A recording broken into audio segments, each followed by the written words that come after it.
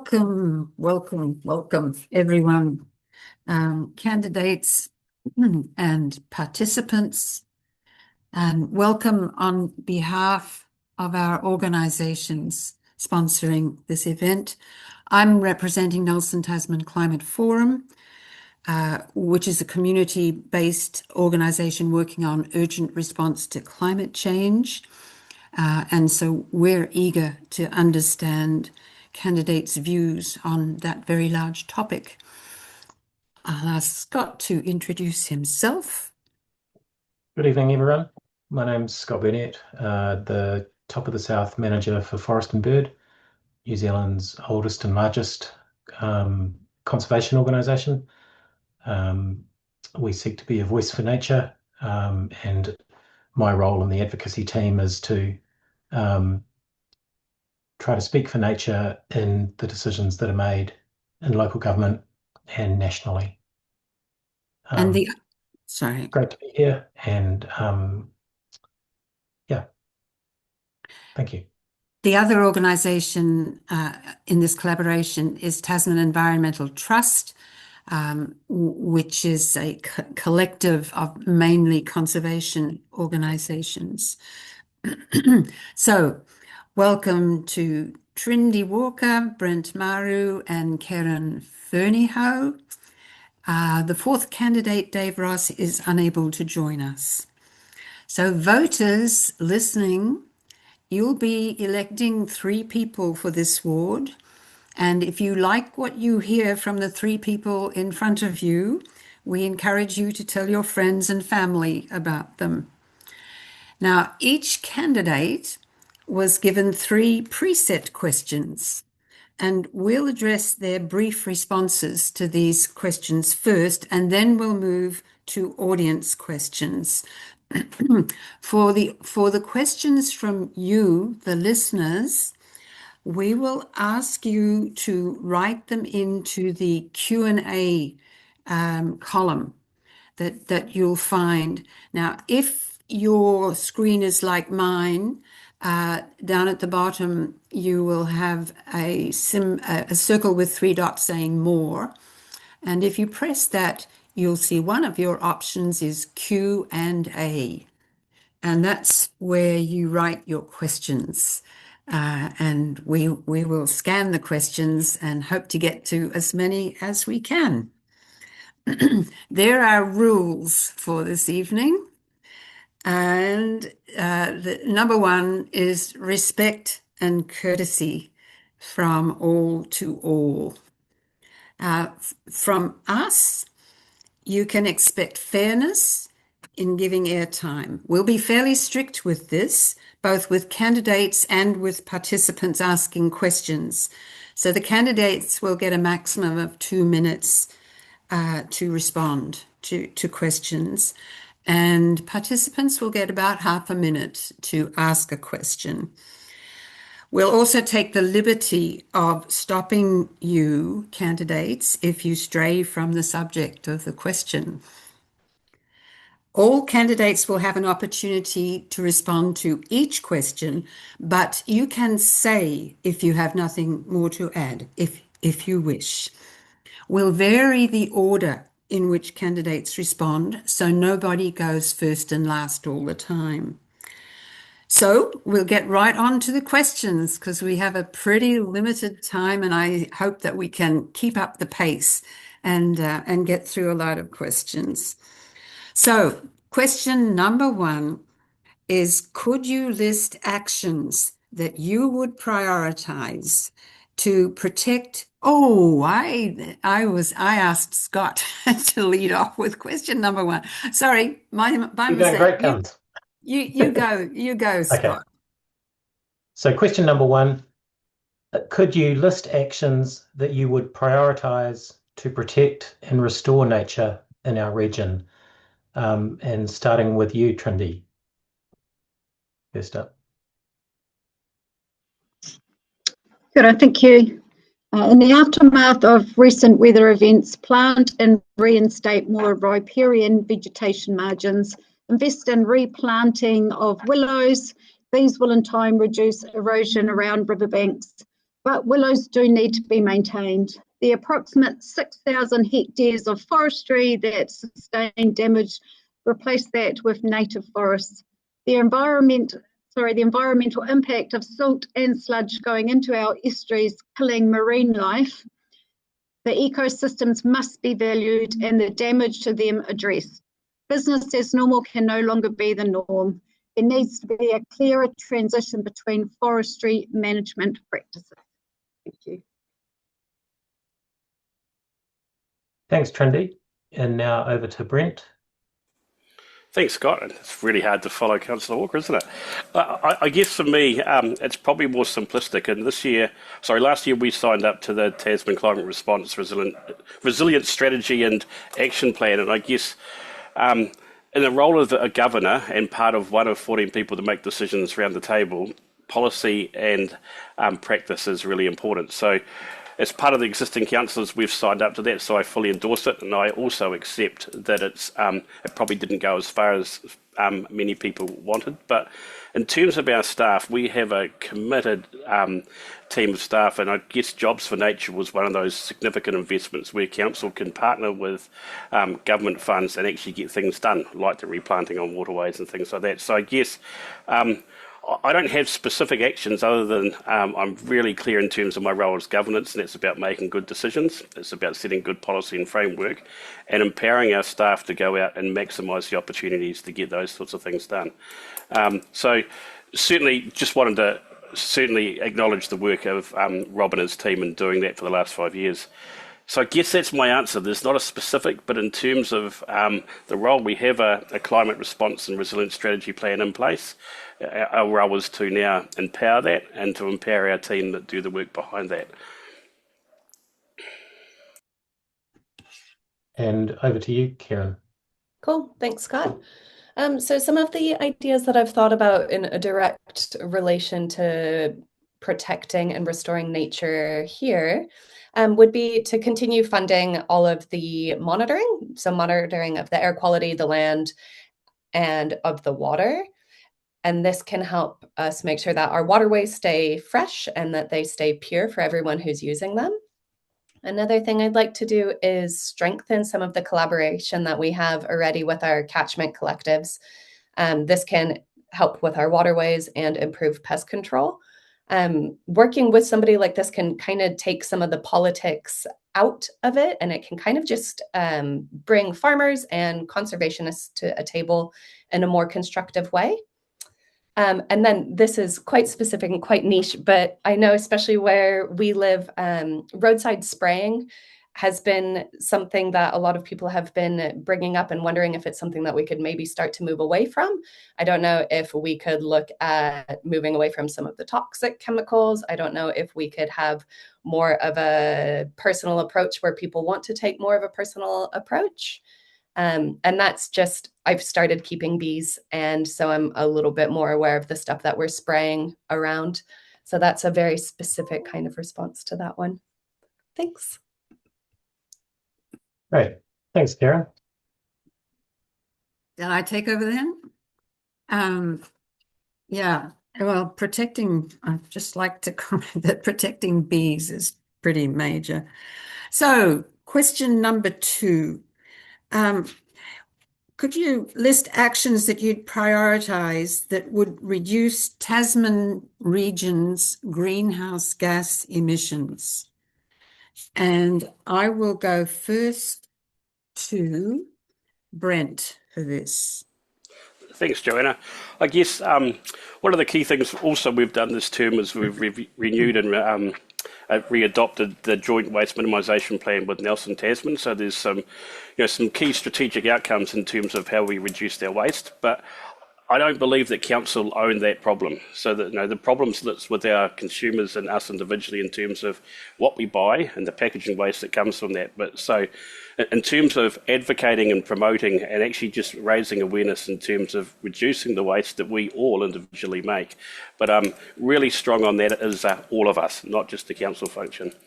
And then obviously transport's one of the big factors in terms of our emissions locally. So we continue to support with Nelson again, the public transport network. We still are yet to see an electric bus in Motueka. We probably won't in the near future. But in terms of that public transport, it's been slower than I expected it would be in terms of the uptake, in terms of a lot of those seats. But the investment is still there in terms of trying to get cars off the road.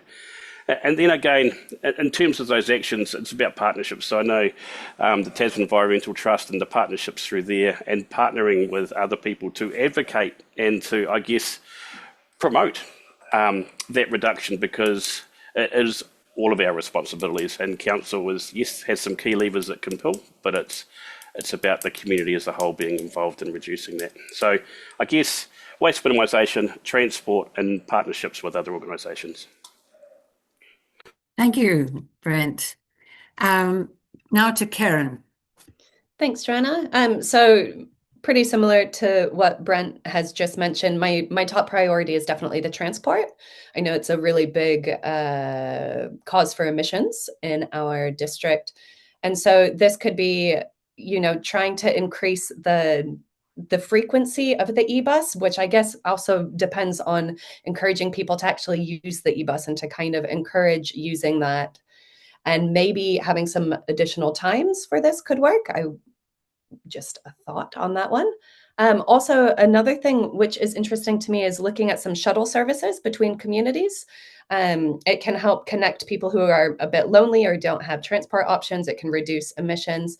Maybe we can even be partnering up with some of the businesses in our region, like Tallies, or some of the horticultural or tourism businesses, and have shuttles that can bring people out to also reduce emissions there. And then similar again to what Brent said, looking at how we use and then reuse the resources that we have.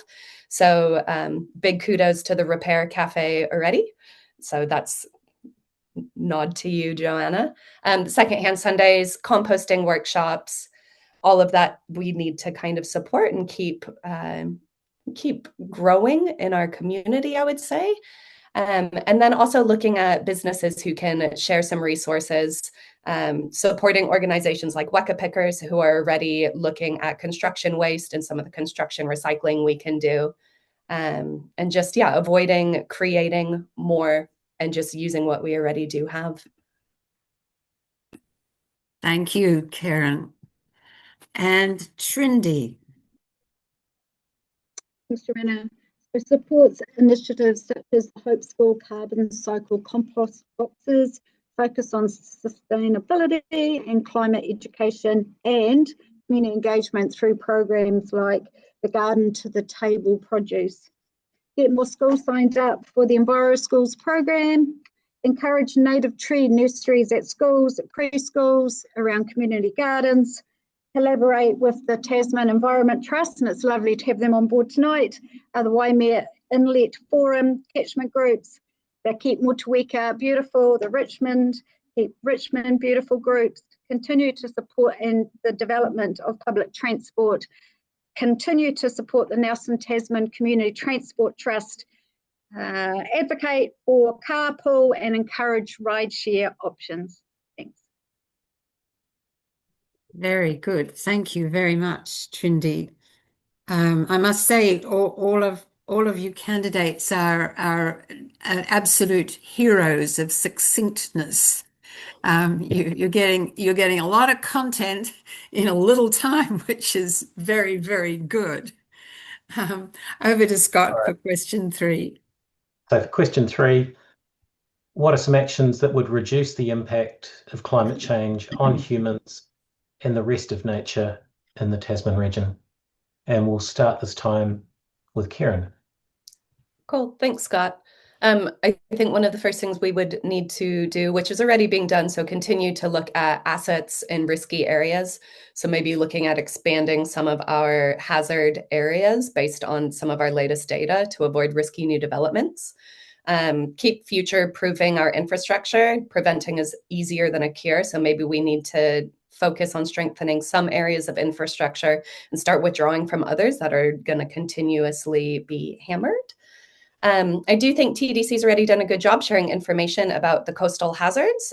So just continuing with that so the public can know where they're living, what risks they might take, and an idea of a timeline there. And then moving into using natural buffers. So that's continuing to support farmers to protect waterways through erosion and through native planting, protecting and restoring natural ecosystems. And then, having some of those tough discussions with forestry so that we can look at adopting practices that mitigate some more risk. We could even look at moving some of our council-owned forests into a mixed or native forests after the harvest. Hopefully I have more time, because my last one is just improving people's resilience, which is definitely the thing I care the most about, or it's the thing that I think that we can have the biggest impact in. So training community resilience groups, I know civil defense has some framework in place for that. So having more education in communities where people can work together within their small walkable communities to become more self-sufficient and more prepared when these events do arise, as they will continue to arise, and just have to be a little bit safer for everybody. Thanks. Thanks, Karen. And now over to you, Trindy.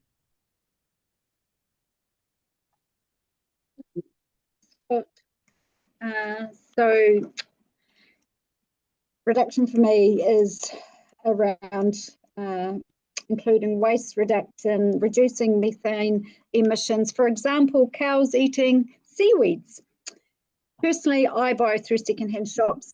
Our landfills are being clogged with far too many fashion industry items every single year.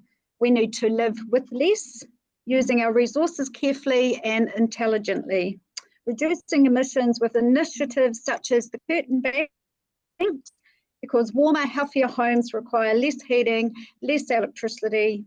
Being aware of our own carbon footprints, reducing our household waste, choose to purchase items with minimal packaging, stop using plastic. Climate change is actually a consequence of progress, but we need to be more careful. There will be more challenging climate events coming, therefore focus needs to be concentrated on empowering communities to be resilient. Thank you. Thanks, Trindy. And over to you, Brent. Thanks, Scott. And I guess resilience is the theme, isn't it? And I've just replied to one of the questions that came through from staff in terms of how would you cope with that? And I led in with resilience. To be fair, I've challenged a lot of the natural hazard projections that our council officers have put in front of us this term. And I'll continue to challenge the 1% AUP and some of those projections, because we have had floods and major and significant events in this region since the 1800s. And I absolutely agree we're going to have more. And I absolutely don't disagree that they're getting more frequent and worse. But we need to take the whole community on this journey, because currently how we're messaging it is a message of fear and retreat. There's no discussions around mitigate at the moment. So for Motueka, the current councillors have been working hard to try and get a master plan through this term for councillors, or for council to adapt, to start having those community-wide conversations on what are the impacts of climate change and what are some of the possibilities for mitigation, and where must we retreat over a time period. And what's getting a lot lost in the translation is the time period, especially around sea level rise, is that we've had residents, and I know Councillor Walker has, whenever this comes up, contacting us, that they're really worried now and they want to sell their house on the east side of Motueka. So we need to get context, and we need to be doing this in a way that actually looks at solving or providing some solutions. And part of that is, if we retreat, where do we retreat to? So if we look at the natural hazard overlay across our region, there's an issue everywhere we turn. So resilience is that key part for me, is that we need to be resilient, we need to make sure we know our neighbours, we need to look after each other, and we need to accept that we are going to get more of these events, and probably more frequently. Just to what extent and how fast, the jury's still out for me. Thanks very much, Brent. That concludes our sort of set questions. Joanna, do you want to ask the first audience question? And if our attendees could put their thinking caps on and get questioning in the Q&A, that'd be fantastic. Right. This is the fun and challenging part. And we start off with a challenging question from Bruce Struthers, and I'll read it. TDC has budget challenges and respects the well-being of employees. Would you support selling the majority of the motor pool and require staff and councillors to walk, cycle, and take a bus to all appointments within the Richmond between Stoke and Hope and Appleby to the Hills? There you go. And we will start with Trindy.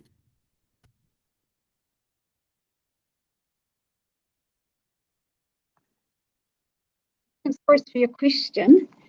You know, in the ideal world, the answer would be yes, but the reality is we do not have the infrastructure in place to make that doable. When you think of the workload that our staff already have, and you add the process of getting from A to B, I question whether you would get value for money and whether actually the staff will achieve what we want to achieve on the big scale of things.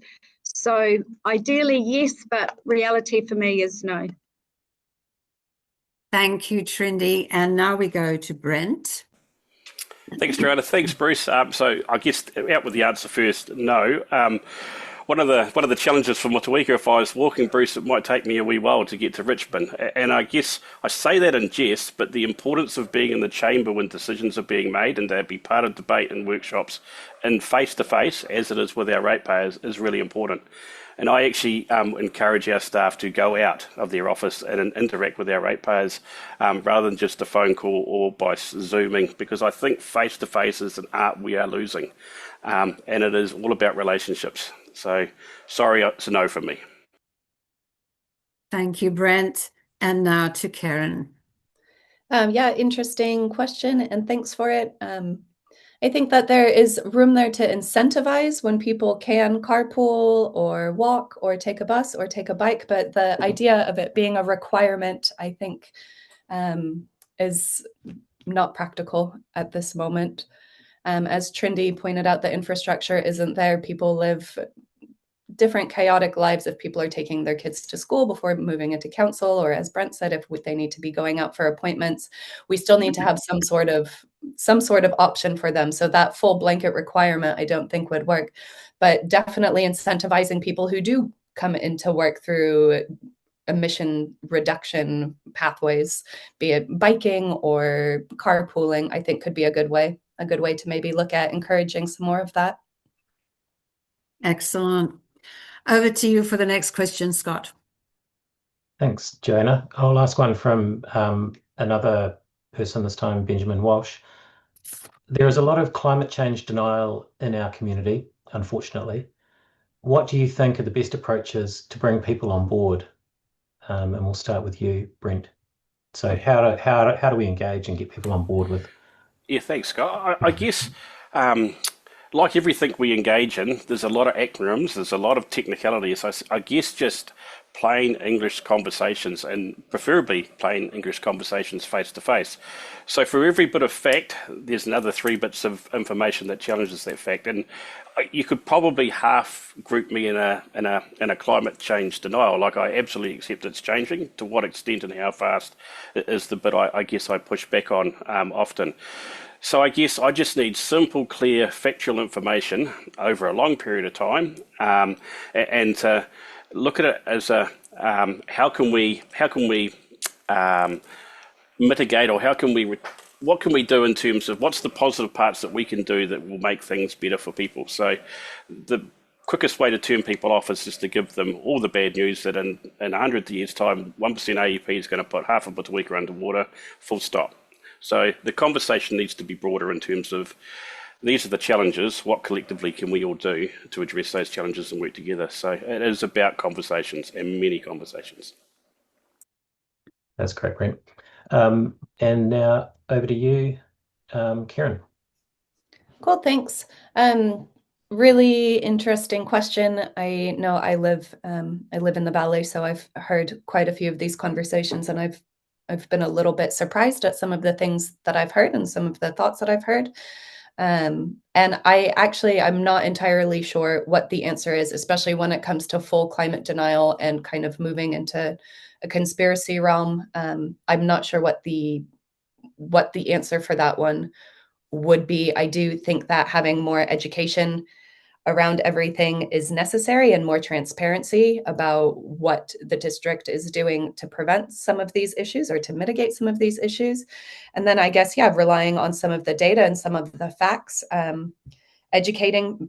I loved how Trindy mentioned enviro schools earlier. So maybe getting into schools and educating children at a young age, so that they can grow up with this knowledge and have more of an understanding as they get older. But yeah, it is a tricky one, especially out here. Thanks. Thanks, Karen. And over to you, Trindy. Yeah, thanks for your question, Benjamin. I guess, I don't want to repeat what's already been said by the other two candidates tonight, but it is really important about how we approach the conversation. There needs to be some dialogue where it's not quite so fearful for people that puts them off. The languaging that is used, I attended something back in 2019, which to me was just scaremongering. There was reports put up there was no follow-up, and it put the living fear into far too many people within my community. And, that shut the door of opportunity for us to take anybody on a journey around that topic, sea level rise. So for me, it's about the language that we use, it's about the balanced information, the data that we share, and it's also about giving them some solutions and ideas and the voice of, hope. Hope's not a great word, but that there are things that can be done to make some change. And for me, it's about the journey, the relationships that you build with people to get them to understand whatever it is that others need them to understand along with ourselves. Right. And I think they're all really good answers. Thank you all. I want to go off script for a minute to give a big plug to TDC, a big shout out of hooray, because I think there's something TDC is doing that is the number one best answer to the question. And TDC has for, I think, 1 year or 2 years supported the climate change learning program at intermediate level in, I think, all or most intermediate schools in the region. It's a superb program.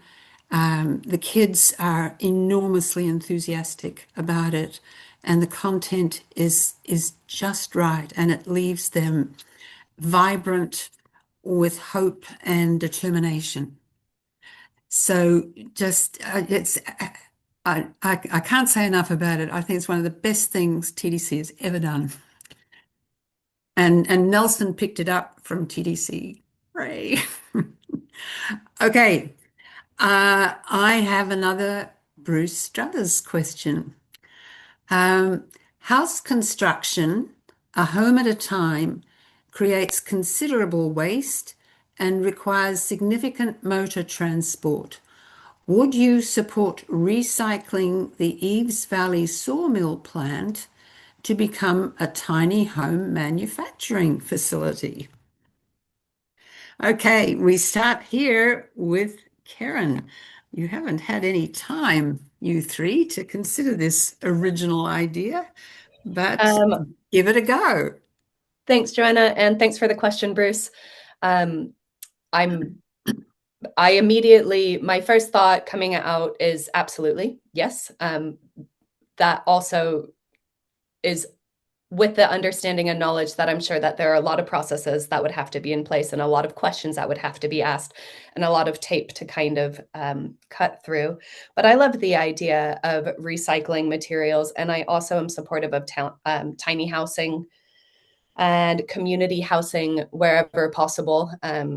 Either looking at putting some of those tiny house communities where there is existing infrastructure that can support it, or having communities that have their own kind of water that they can support themselves. But from the get-go, yes, if the stars would align and if that is something that would be feasible, then yes, absolutely. Thank you. Trindy. Thanks, Joanna. Can I just have the question re-clarified? Is it reusing the materials or making them? I think it's the plant that is the focus of interest here. The milling plant. Would you support recycling the Eves Valley sawmill plant to become a tiny home manufacturing facility?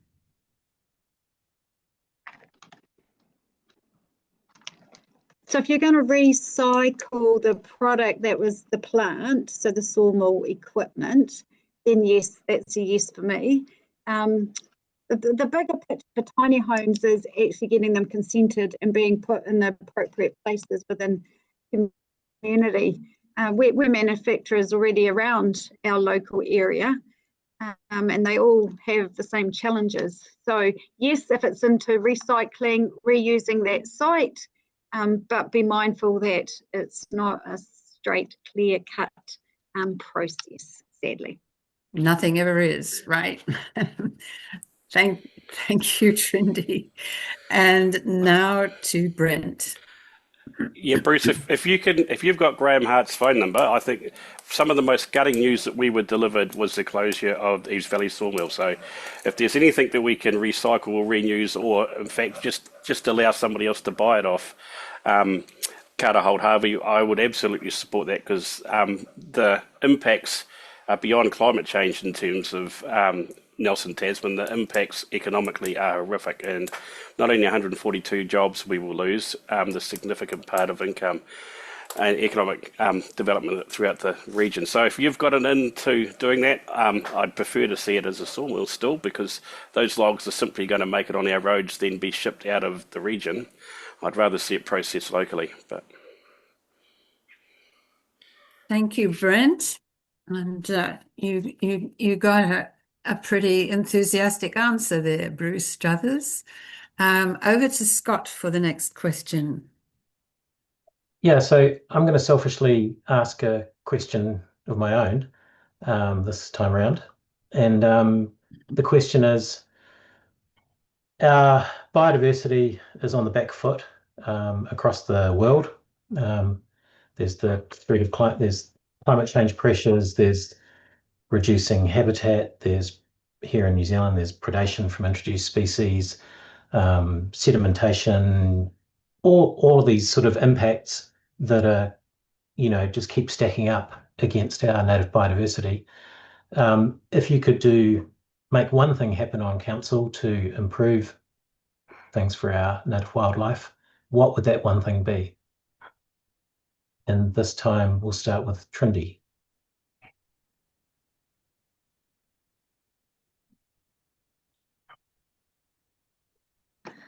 Sorry, computer challenge. Thanks for your question, Scott. Yeah, I wish I had a magic wand. I wish everybody was a good neighbour, but the one thing I would do is make sure we continue to finance resources to address biodiversity right throughout the Tasman District Council. Great, thanks, Trindy. And over to Brent next. thanks, Scott. I think probably one of the biggest learning lessons I had this term was the biodiversity network that already exists in Nelson Tasman. And so probably along the same lines as Trinity is actually provide support financially and possibly support but get out of the way. So there's a lot of work already happening, and advocacy is really strong, and that group is really strong. I think the last thing you want is to bring that internally into council for us to lead that. So one of support. Thanks, Brent. And finally, Karen. I also agree with it being a support role and supporting in whatever way we can. And so for me, that's supporting and trying to restore some of the natural ecosystem. So our native forest, and also really importantly, wetlands, seeing where we can kind of encourage the growth of those again. That will help bring back some of the biodiversity, hopefully, while also buffering some of the extreme weather. Working with some of the groups, again, with some of the catchment collectives, encouraging participation from schools, all of these things to have the education out there so that the next generation cares about it as much as we do. Great. Thanks, Karen. Back to you, Jill. I'll take the next question from Louise Perzigian. She's got two questions. Perhaps I will take them one at a time. What interventions would you suggest to encourage people to bike more? And for this one, I'll start with Brent. I guess not build more cycleways, because that hasn't been a very successful way of doing things this term. But it's interesting, isn't it? I think that to discover the freedom of being out on a bike rather than a car is something that's entrenched. So I guess, again, if you start in terms of, we used to have road safety officers in schools teaching bike skills and all that sort of thing, and children would bike. It's really rare to see children biking to school these days, and I struggle with how as a society we've got to dropping children off at school and or they bus. I only had one means to get to school when I was young, and that was either walk or cycle. So I guess it's a societal change in terms of enjoying the aspects of cycling. And one of the great things, and I own an e-bike, is probably one of the bad things, because cyclists and e-bikes and walkers don't mix very well anymore. But I guess it's discovering that love of cycling. It can't be forced. You've got to love it. You've got to enjoy being out cycling. Thank you, Brent. Karen. I would still encourage some more creation of cycleways. I know where we live, we have a community that's really active, but our only option for cycling would be along the Motueka Valley straight into town, which is a really unsafe kind of area. So looking at maybe developing some other options for cycleways in other areas, I think would be a good idea. Road safety is definitely a scary thing. I think we've taken a step in the right direction by reducing some of the speed limits around schools, especially, to hopefully encourage some of that. There are programs that still come to schools and teach us road safety, and we have Wheels Week, so we are still trying to encourage that. But I think that is almost an inherent fear that's coming up. If it comes to incentivizing it, kind of going back to Bruce's question earlier about the removal of the cars and how could we incentivize bike riding? I know, budget is an awful thing to mention right now, any kind of financial motivation, but I know that there are different companies that do incentivize through payment people who don't drive their cars to work. So each day that you come in, you log how you've come to work, and it actually ends up being that you get paid a percentage more on the days that you are coming in with reduced emissions. So we could look at something along those lines. But again, I don't think anybody can think that openly about budget and paying more at this time. Thanks. Thanks, Karen. And finally, where did I start there? Oh, Trendy. Sorry, Trendy, you haven't had a chance with this one. Yeah, that's okay, not a problem. For me, I think you need to be introducing bikes when kids are young and have that as just the norm in their lives, that they get out and ride a bike. We live in a very time-poor world. We're always rushing. And unfortunately, the consequence of progress is it's real easy to jump in your car and drop your child at school. So partly it's a time thing. The other thing that I've been aware of is actually the cost of buying bikes. So I know that there's this amazing bike hub that works, which I know other people in Brent Murray has been part of delivering some of them on the back of his wagon back to Motueka. But removing some of the barriers of how we can get bikes into more families is an area I'd be keen to explore. Thank you, Trendy. I'll leave Louise's second question for another round and pass over to Scott at this point. Or Scott might like to take that one. Yeah, so maybe I should ask Louise's second question.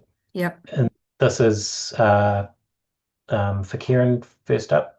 How can solar panels on council and private property play a role in our climate response? Well, they will reduce our greenhouse gases. It's a clean energy. We don't have to burn fossil fuels if we have solar panels. I would assume that moving forward, that will just be natural. In other places in the world, it's already definitely becoming something that you're seeing everywhere. You're seeing it on schools, you're seeing it on public buildings. I think it's something that we could definitely encourage more of here. Thanks. Great. And over to Trindy.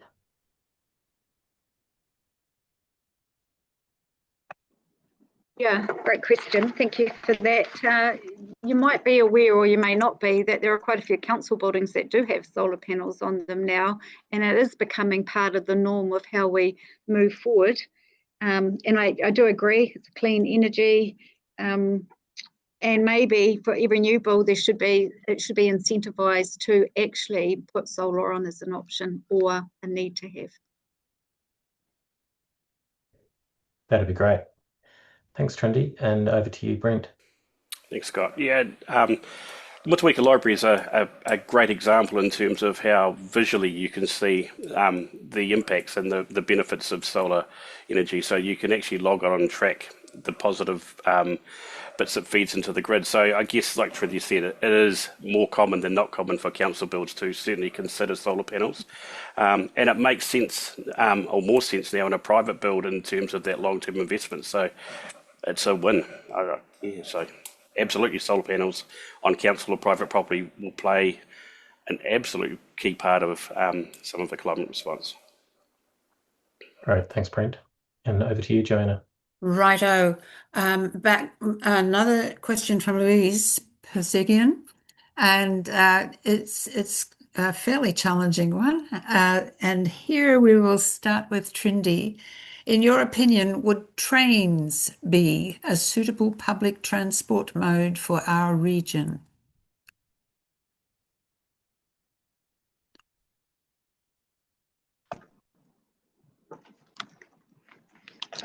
Would trains be a suitable option? Yeah. I'm just processing it. Sorry. I guess the question is, how much money does it cost to set up an infrastructure like that, and over what period of time would that actually provide a benefit for our environment? Sorry, it's a question back, but that's where I sit with it. Fair enough. Okay. On to Brent. I can't see it. So I need to be convinced that it's an option in terms of, one, cost, two, actual space and land to do that, and three, the benefits of doing so. Yeah.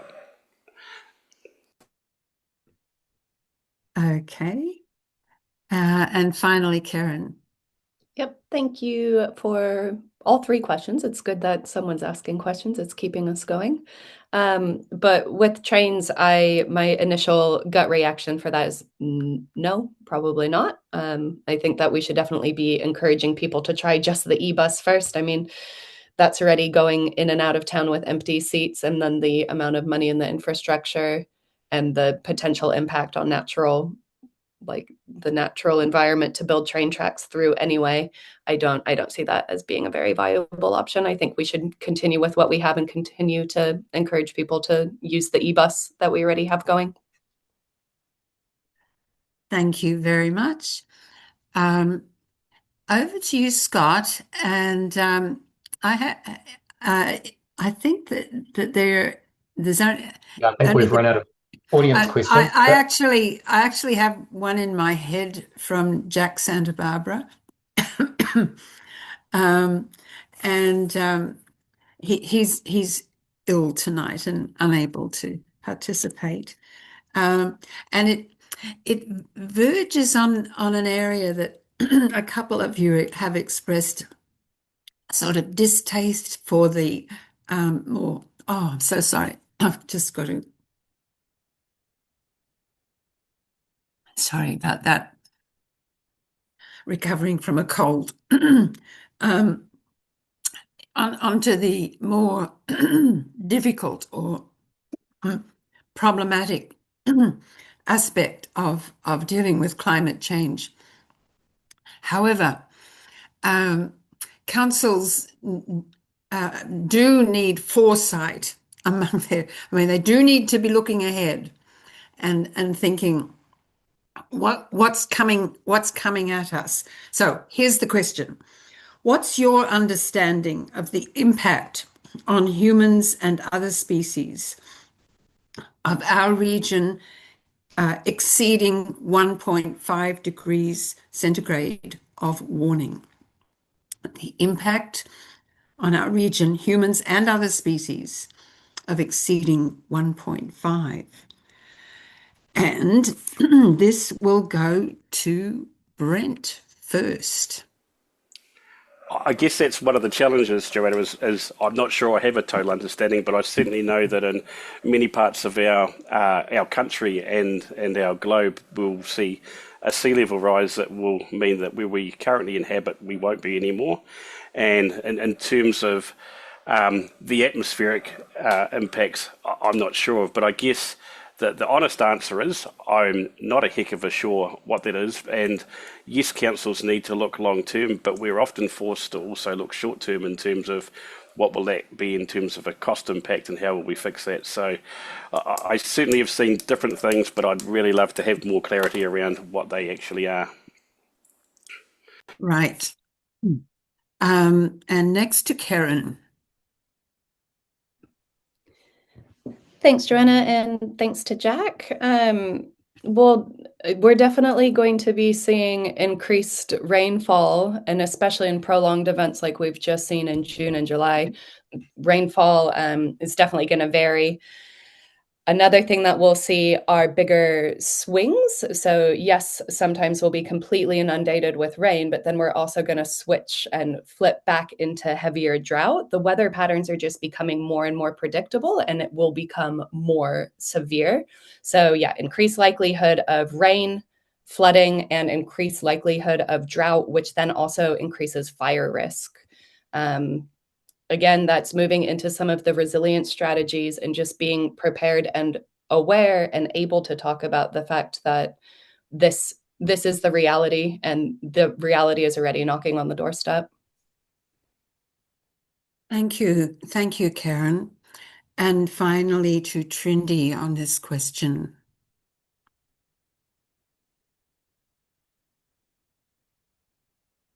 Trindy's thinking hard about it. Yeah, thanks for that. She's frozen. And yeah, I am thinking hard about it. What I can tell you is that the life that we enjoy now, the ecosystems that are currently thriving or being slightly hampered by what's going on, won't be the same. We will not have the luxurious place that we live in. And as already been stated, it'll be hotter, it'll be wetter. And for the next lot of generations that follow after my children, it'll be a very different world. Thank you, Trindy, for saying some of the difficult stuff clearly, and to the others for also attempting to articulate clearly what is sometimes really, we would rather not have to approach than, but it's part of our duty to look ahead and see what's there and prepare ourselves. We have another question now from the audience, and it might end up being perhaps our last question looking at the time. Yep. Jody Ellis asks, and I'll paraphrase a little bit, Te Tauihu, Marlborough, Nelson Tasman, and the West Coast have a collective relationship with iwi, the Kotahitanga Motueka Alliance, focused on, environmental stewardship of our region. Given this, how do candidates see the role of Māori wards? And we're going to start with Karen this time. Great, thanks. Thanks for that question. I'm a really, really strong supporter of keeping the Māori wards.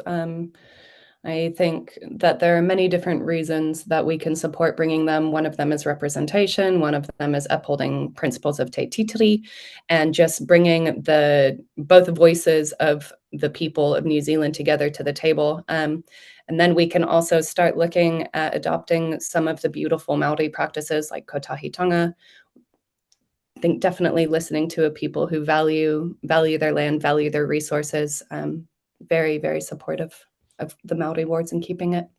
Thanks. Thanks, Karen. And over to you, Trindy.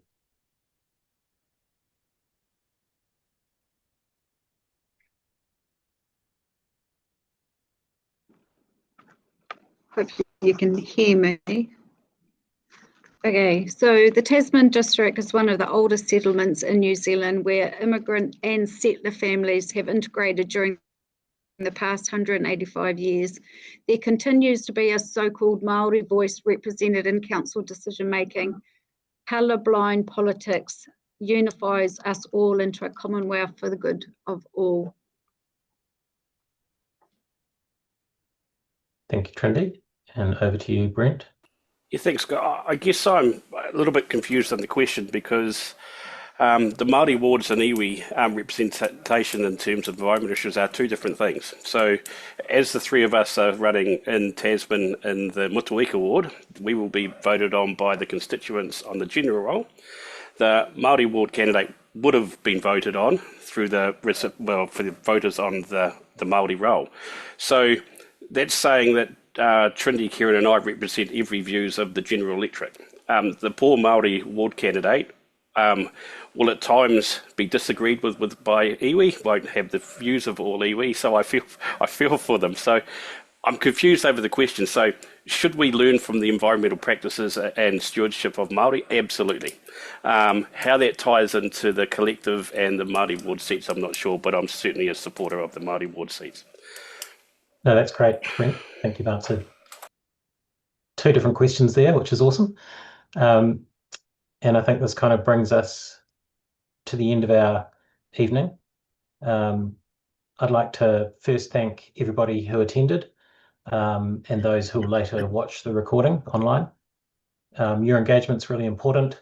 I encourage everyone to talk to friends and family about the elections and your aspirations for our future.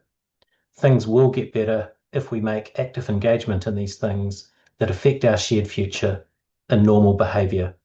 We need to re-normalise caring about these things, about the decisions we make. A big thank you to the candidates, Karen, Brent and Trindy, for your time and for seeking to serve our community. We wish you all the best of luck. Thank you to Marlene Motto from the Nelson Tasman Climate Forum for her work in putting this together. And a thank you to Joanne and the Climate Forum for all that you do. I'll close this out with a karakia. Hei karakia whakamutanga. Unuhia, unuhia, unuhia ki te uru tapanui, kia wātia, kia mama, te nākau, te tinana, te wairua e te ara takata, kai rā I rongo, whakaria aki ki runga, kia tina, tina. Huie, tai ki e.